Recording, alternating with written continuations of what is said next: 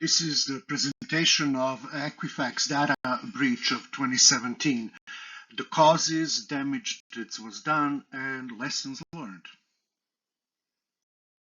Let's examine what happened. We will next examine the attack and the causes of the attack.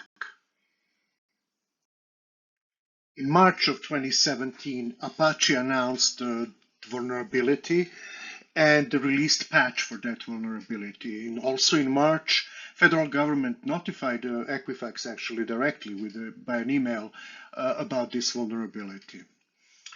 In May of 2017, so more than a month later, attackers gain access to Equifax system using that same vulnerability and are able to keep exfiltrating data from there for weeks.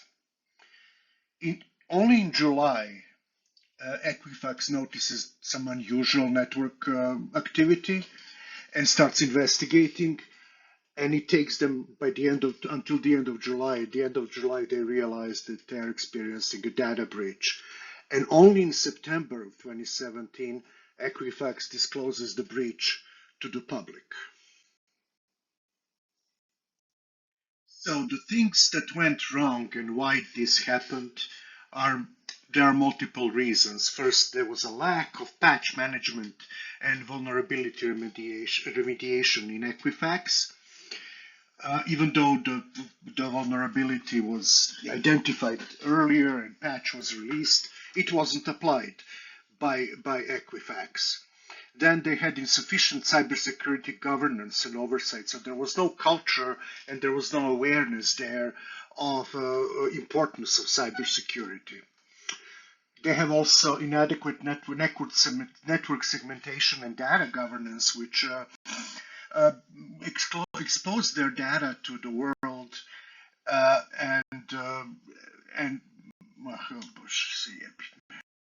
let us examine what went wrong. First of all, Equifax did not have a proper patch management or vulnerability remediation program. And that's evidenced by the fact that Equifax did warn them about the vulnerability in a timely manner, and so did the federal government, but they did not heed those warnings. And they also had an insufficient cybersecurity governance and oversight, if they had any, because the problem was in their culture, I believe. They didn't take cybersecurity as a serious element of their business and something they have to pay serious attention to. And that led to the problems they experienced. That led to inadequate network segmentation and data governance, which in turn allowed those attackers to exfiltrate immense amount of data. They also had, even after they discovered the breach, they had quite ineffective incident response planning, if they had any at all, and they were not able to deal with the response properly. It was humongous breach, and they were not able to respond to it.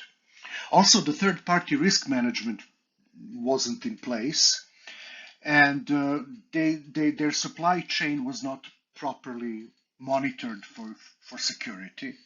And as we learned in the case of SolarWinds, that is crucial. Let us now examine why did things go wrong. First of all, again, inadequate patch management. Equifax did not have a comprehensive patch management process in place. There was unpatched vulnerability in Apache struts, and even though they were informed, they did not patch it. That led to lack of network segmentation and encryption, and poor security monitoring and detection.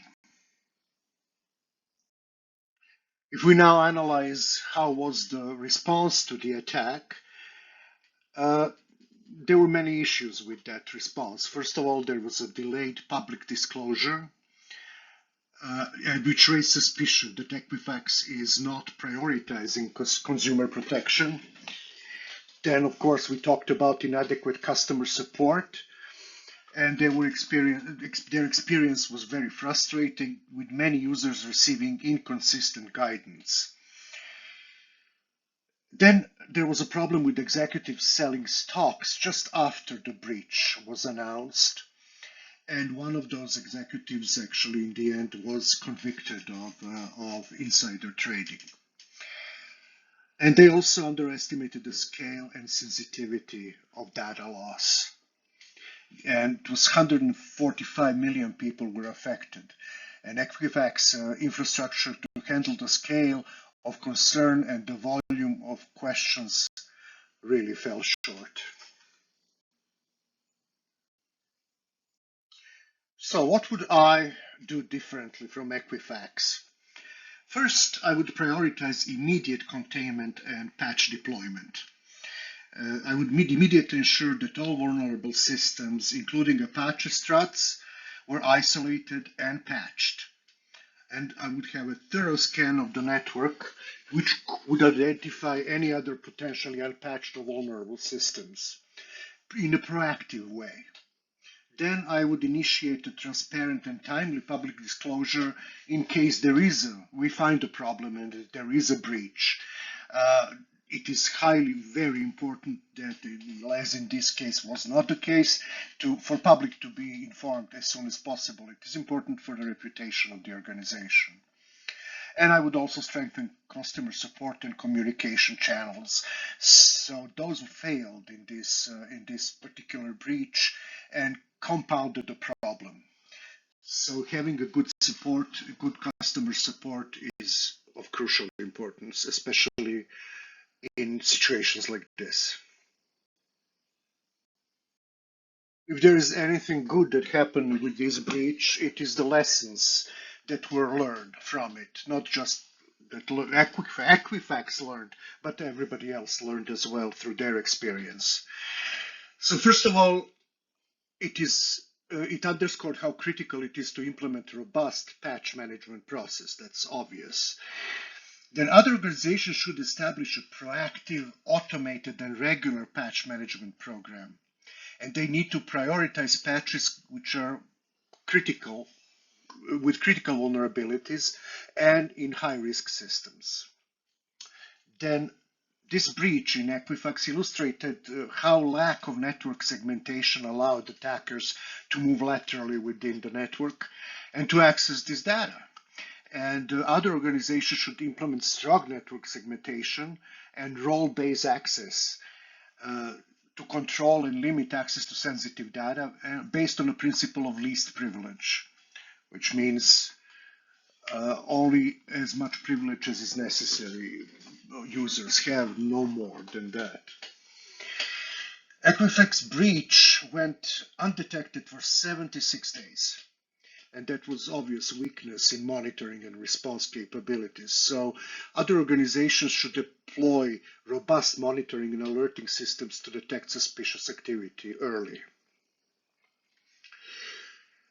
Then lack of encryption and data masking within Equifax's databases left sensitive information accessible to attackers. So other organizations should learn from this and encrypt sensitive data both at rest and in transit, and employ data masking techniques wherever possible, especially for personal data, PII. Now, Equifax also delayed response, and initial lack of transparency damaged its reputation and credibility with the public and with the regulators. And so, from that lesson, our other organizations should learn to be transparent and timely notifying affected individuals and stakeholders about the breach, any breach they have experienced. A public incident response plan, including communication strategies, can guide an organization during high-pressure scenarios, which was lacking in Equifax case. There were many lessons learned, so we have 2 slides for this. Further, Equifax customer support resources were unprepared. leading to confusion and creating opportunities for phishing attacks on affected individuals.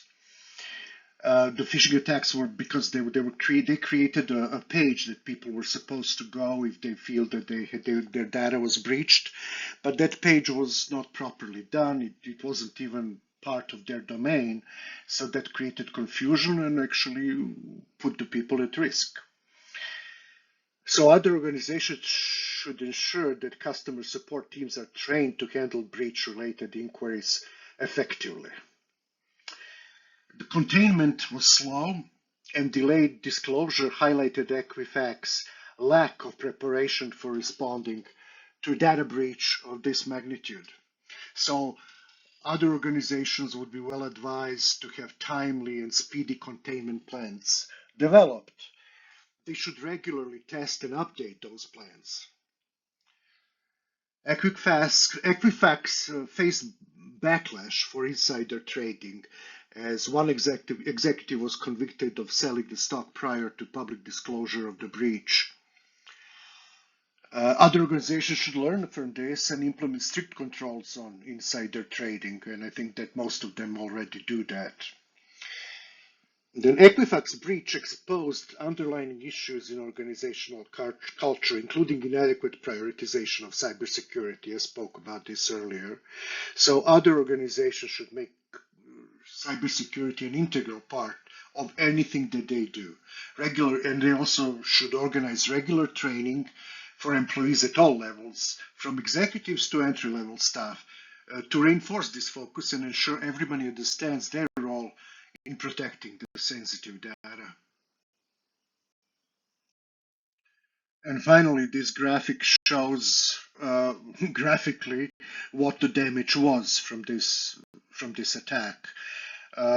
As you can see here, the damage was immense.